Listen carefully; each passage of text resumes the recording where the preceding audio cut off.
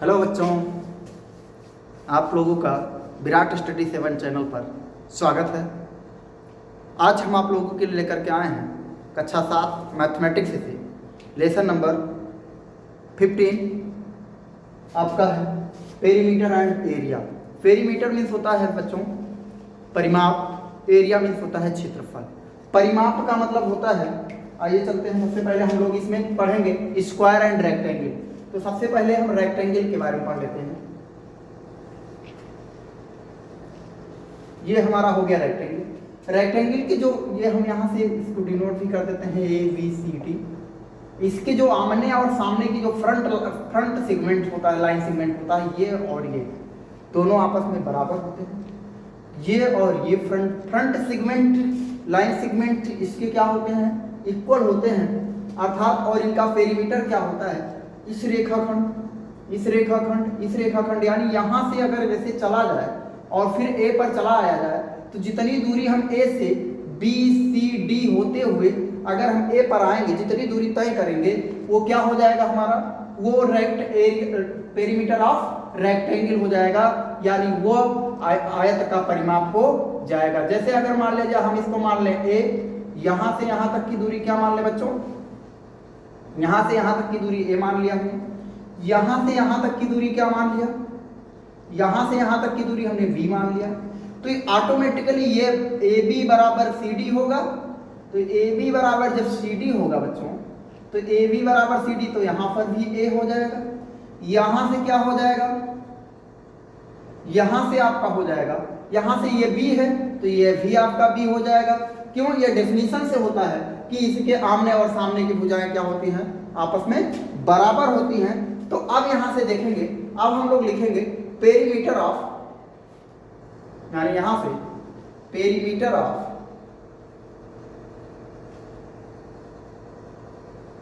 Rectangle. तो perimeter of rectangle, अभी हमने आप लोगों को बताया कि यहां से अगर हम A से चलें और B पर भी जाएं, C पर भी जाएं, D पर भी जाएं, फिर A पर पुनः चले आएं, तो ये हमारा क्या हो जाएगा, पेरीमीटर अर्थात परिमाप हो जाएगा। तो चलिए देखते हैं यहाँ से हम कहाँ चलते हैं। सबसे पहले यहाँ से B तक की दूरी जो है वो कितना है, A है, या ऐसे लिख देते हैं AD। फिर उसके बाद में लिख देते हैं क्या, BC। फिर लिख देते हैं आपका CD। फिर लिख देते हैं यहाँ से आप DA आएंगे, प्लस का DA हो गया।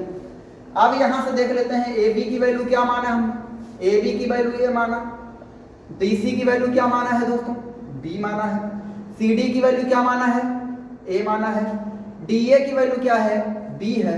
अब यहाँ से देखेंगे A दो बार है तो ये जुड़ जाएगा, यानी 2A हो जाएगा। B दो बार है तो इसको भी जोड़ेंगे तो ये 2B हो जाएगा। अर्थात हम यहाँ से 2 कॉमन कर लेंगे, तो 2 कॉमन करेंगे तो A प्लस B बचेगा। अर्थात पेरीमीटर ऑफ रेक्टेंगल अगर आप लोगों से पूछा जाए तो पेरीमीटर ऑफ रेक्टेंगल का फार्मूला होगा 2 ब्रैकेट में A प्लस B। आइए इसके और बिंदुओं पर हम लोग चर्चा कर लेते हैं। अब इसका अगर हम लोगों से पूछ लिया जाए कि इस आयत का क्षेत्रफल ज्ञात कीजिए, यानी हम लोगों को एरिया ऑफ रेक्टेंगल ज्ञात करने के लिए कह दिया जाए, एरिया ऑफ रेक्टेंगल। तो एरिया ऑफ रेक्टेंगल का फार्मूला होता है, एरिया ऑफ रेक्टेंगल का फार्मूला सिद्ध करके बता दें कि ऐसे, तो यहाँ पर हम लोग चलिए सिद्ध करके देख लेते हैं। यहाँ से हम लोग एक ऐसे डायगोनल बना देते हैं, A से C तक मिला देते हैं। अब यहाँ पर हमारे पास ये यानी ABC एक त्रिभुज बन गया, समकोण त्रिभुज, और यहाँ से ADC एक त्रिभुज बन गया, जो क्या है, एक दोनों बराबर हैं अर्थात सर्वांशम है।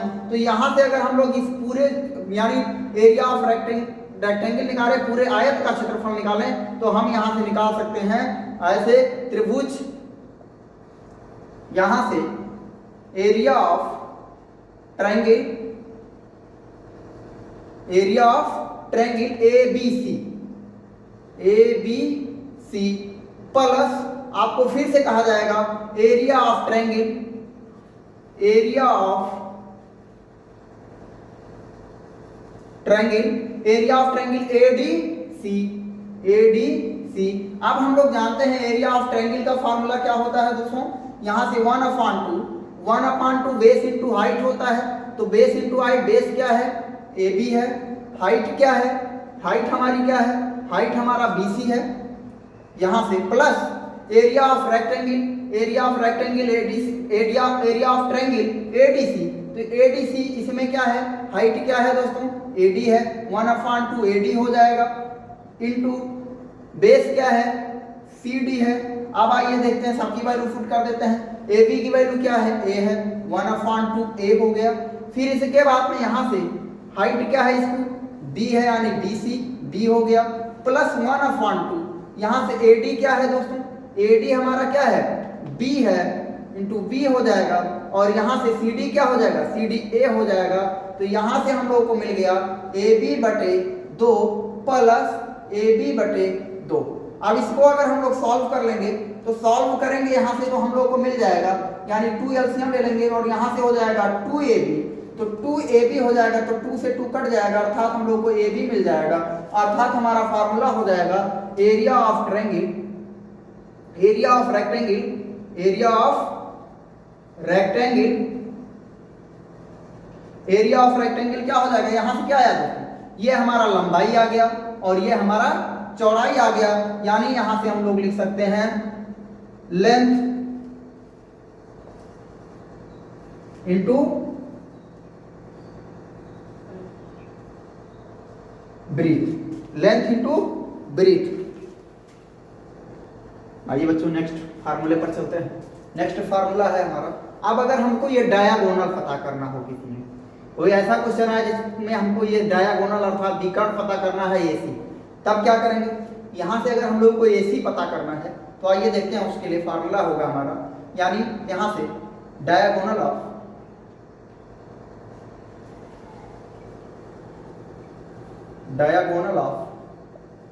रेक्टेंगल। तो डायगोनल ऑफ रेक्टेंगल क्या हो जाएगा, under root, diagonal of rectangle क्या हो जाएगा, अंडर रूट। तो यहां से क्या होगा, एल, यानी यहां से आपका हो जाएगा, यानी ये लंबाई का स्क्वायर, तो लंबाई हमको ए दिया है तो ए का स्क्वायर, प्लस चौड़ाई का स्क्वायर, तो चौड़ाई हम लोगों ने बी माना है तो इसलिए बी का स्क्वायर। इसको अगर हल करना हो बच्चों, तो इसको भी हम लोग हल कर सकते हैं बाय पाइथागोरस थ्योरम, यानी हम लोग को बाय पाइथागोरस थ्योरम से इसको हल कर सकते हैं। तो बाई पाइथागोरस थ्योरम क्या होता है, अब ये हमारा AC क्या है, कर्ण है, ये हमारा लंब है और ये आधार है। तो इसमें होता है पाइथागोरस थ्योरम यह होता है कि सबसे बड़ी भुजा का वर्ग अन्य दोनों भुजाओं के वर्गों के योग के बराबर होता है। तो यहां से हो जाएगा हमारा AC square equal to AB square plus BC square.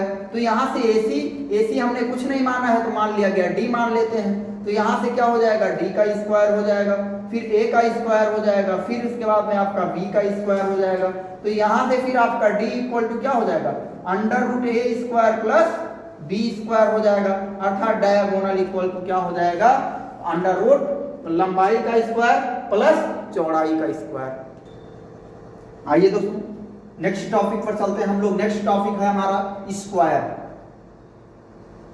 Square means हो जाता है आपका वर्ग। तो चलिए सबसे पहले बच्चों वर्ग जनरेट कर लेते हैं। वर्ग की जो चारों लाइन सेगमेंट होती हैं, चारों भुजाएं कह सकते हैं हम लोग, A B C D, ये सभी क्या होती हैं, सभी बराबर होती हैं, यानी AB A हो गया, BC A हो गया, CD A हो गया, DA A हो गया, यानी सभी क्या हैं, सभी बराबर लाइनें हैं। तो यहां से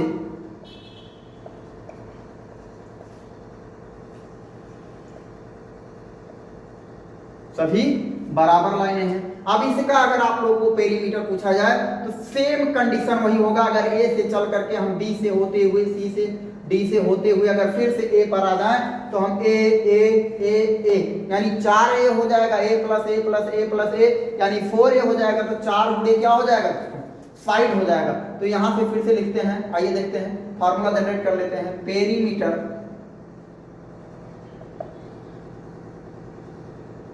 of square, perimeter of square.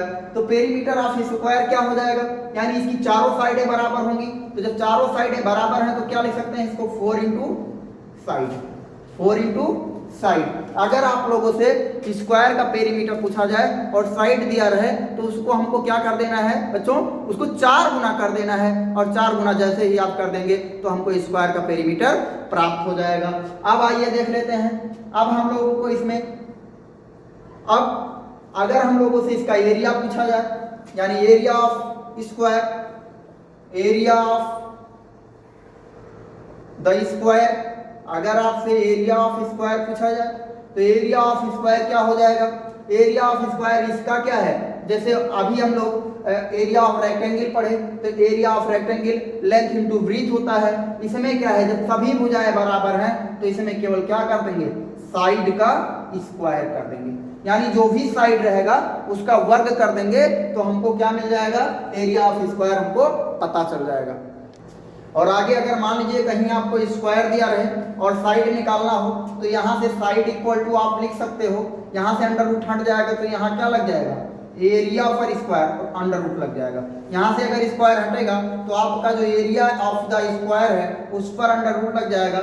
अगर आपसे पूछा जाता है डायगोनल ऑफ द स्क्वायर, यानी आपसे अगर पूछा जाता है diagonal of the diagonal of the square, तो ये अंडर रूट होगा, यानी इसमें दोनों भुजाएं हैं तो दोनों को बराबर है तो 2 इंटू क्या होगा, side square, 2 into side square, नहीं 2 इंटू केवल ओनली वन साइड। जैसे अगर यहाँ से 2 इंटू साइड हो जाएगा, यानी 2 इंटू साइड। अगर हम लोग को डायगोनल ऑफ द स्क्वायर अगर निकालना हो तो अंडर रूट 2 इंटू साइड हो जाएगा। बेक और बच रहा है आप लोगों का, जैसे आप किसी कमरे में हो, कमरे की अगर चारों दीवारों का आपका एरिया ज्ञात करना हो तो यहां से हम लोग देखिए फार्मूला कैसे जनरेट करेंगे। यहां पर area of the 4 wall of A room. अगर आप लोगों को रूम, किसी रूम के अंदर है उसकी चारों दीवारों का क्षेत्रफल निकालना हो तो आप लोग लगाएंगे 2 इंटू लेंथ प्लस ब्रीथ, यानी उसकी लंबाई और चौड़ाई को क्या कर लेंगे, ऐड कर लेंगे, और इनटू आप हाइट से उसके मल्टीप्लाई कर देंगे, यानी ऊंचाई से मल्टीप्लाई कर देंगे तो आपको area of the 4 wall of A room पता चल जाएगा। आइए बच्चों, कुछ स्टैंडर्ड यूनिट्स हैं, मात्रक हैं, उसके बारे में हम लोग चर्चा कर लेते हैं थोड़ा सा। यहां से लिखेंगे सम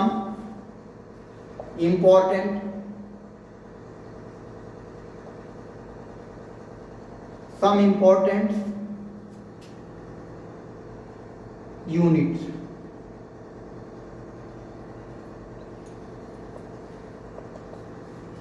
चलिए यहां पर देख लेते हैं, जैसे 1 सेंटीमीटर अगर दिया है तो 1 सेंटीमीटर बराबर क्या होगा, 10 mm होगा। और 10 mm का अगर एरिया में पूछा जाए, यहां अगर 2 कॉलम बना लेते हैं एरिया और इधर बना लेते हैं लेंथ ऑफ यूनिट्स।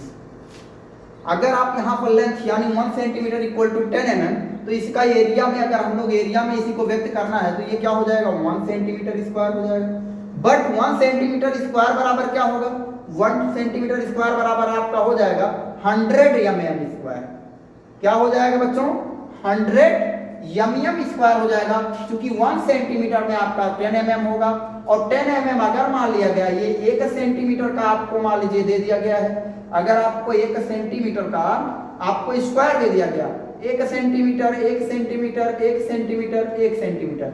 अब अगर आप लोगों से इसका एरिया पूछा जाएगा तो हम डायरेक्ट लिख सकते हैं 1 सेंटीमीटर स्क्वायर, लेकिन अगर mm में पूछा जाएगा तो mm में क्या हो जाएगा, ये 10 mm हो जाएगा, ये आपका 10 mm हो जाएगा, ये भी आपका 10 mm हो जाएगा, ये भी आपका 10 mm हो जाएगा।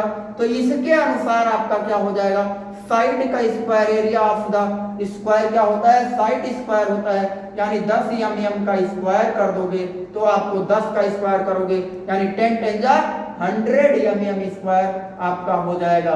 इसलिए हम क्या लिखेंगे, इसको 100 mm स्क्वायर लिखेंगे। आगे देख लेंगे।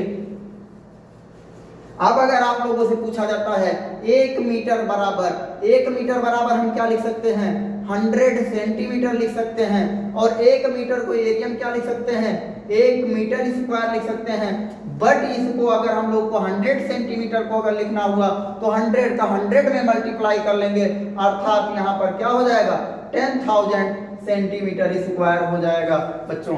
आइए देखते हैं आगे बच्चों, एक और यूनिट से देख लेते हैं। अगर आपसे 1 किलोमीटर पूछा जाता है तो 1 किलोमीटर में कितने मीटर हो जाएंगे आपके, 100 मीटर हो जाएंगे। और इनको अगर एरिया में लिखना हुआ तो 1 किलोमीटर का जो एरिया होगा 1 किलोमीटर स्क्वायर हो जाएगा। बट 1000 मीटर का जो स्क्वायर होगा 1000 का 1000 में मल्टीप्लाई करेंगे तो यहाँ से मल्टीप्लाई करेंगे तो 3 जीरो है, 3 जीरो और एडवांस कर देंगे इसमें तो आपका हो जाएगा यानी मीटर स्क्वायर हो जाएगा। यही बच्चों आप लोग याद कर लीजिएगा, ये लेंथ ऑफ यूनिट्स हैं और ये उसके एरिया हैं। आइए देख लेते हैं, एक यूनिट और बचता है। 1 हेक्टेयर बराबर 1 हेक्टेयर इक्वल टू होता है बच्चों 10,000 मीटर स्क्वायर यानी 10,000 मीटर स्क्वायर। अगर आप लोगों से कोई पूछे कि 1 हेक्टेयर में कितना एरिया होता है तो आप क्या बताओगे, यानी आप बताओगे 10,000 मीटर स्क्वायर होता है।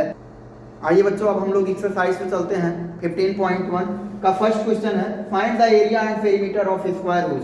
अब यहाँ पर हम लोगों को बच्चों स्क्वायर यानी वर्ग का हम लोगों को क्या ज्ञात करना है, एरिया यानी क्षेत्रफल ज्ञात करना है, उसका पेरीमीटर ज्ञात करना है। फार्मूला हम लोगों ने देख लिया। एरिया ऑफ द स्क्वायर क्या होता है, साइड स्क्वायर होता है, भुजा का स्क्वायर होता है। और उसके बाद में पेरीमीटर ऑफ द स्क्वायर क्या होता है बच्चों, पेरीमीटर ऑफ द स्क्वायर क्या होता है, यानी पेरीमीटर ऑफ द स्क्वायर आपका होता है 4 इंटू साइड। तो चलिए आइए देख लेते हैं, फर्स्ट क्वेश्चन को सॉल्व करते हैं। यहाँ मान लीजिए आपको साइड दिया गया है, साइड मान लेते हैं, यहाँ से हम लिख देते हैं साइड लिख देते हैं। फर्स्ट क्वेश्चन का सॉल्यूशन जब हम लोग करेंगे तो इसको साइड इक्वल टू हम लोग को गिवन है 12 सेंटीमीटर। साइड इक्वल टू क्या गिवन है बच्चों, हम लोगों को side equal to 12 centimetre given है। तो आइए देखते हैं, इसको सॉल्व करते हैं। Find the area and the perimeter of the square. तो सबसे पहले हम लोग इसका एरिया फाइंड कर लेते हैं, फिर पेरीमीटर फाइंड कर लेंगे। तो यहाँ से the area of the square, area of the square, तो एरिया ऑफ द स्क्वायर का फार्मूला चाहे हम लोग क्या लिखें बच्चों, साइड इंटू साइड भी लिख सकते हैं, या और क्या लिख सकते हैं, साइड स्क्वायर भी लिख सकते हैं, यानी दोनों फार्मूला लगा करके हम क्वेश्चन को सॉल्व कर सकते हैं, दोनों सेम ही है। तो चलिए साइड इंटू साइड लगाते हैं। तो साइड इंटू साइड लगाएंगे तो ये क्या हो जाएगा, 12 इंटू 12 हो जाएगा। और 12 का मल्टीप्लाई अगर हम लोग 12 में करेंगे बच्चों तो ये 144 आएगा, 144 आएगा। और इस सेंटीमीटर का यहाँ भी सेंटीमीटर, यहाँ भी सेंटीमीटर, तो सेंटीमीटर सेंटीमीटर का मल्टीप्लाई क्या हो जाएगा, सेंटीमीटर हो जाएगा बच्चों। अब ये क्या हो गया, एरिया ऑफ द स्क्वायर यानी हमारा क्या हो गया, वर्ग का क्षेत्रफल आ गया। अब हम लोगों को क्या निकालना है, पेरीमीटर ऑफ द स्क्वायर निकालना है। तो यहाँ से क्या लगाएंगे, the perimeter of the square. तो यहां से बच्चों हम लोग क्या निकालेंगे, the perimeter of the square निकालेंगे। तो पेरीमीटर ऑफ द स्क्वायर क्या होता है, 4 इंटू साइड होता है। हम लोगों ने फार्मूला पढ़ा बच्चों, आप लोग फार्मूला पहले आप लोग याद कर लीजिएगा, उसके बाद क्वेश्चन लगाइएगा।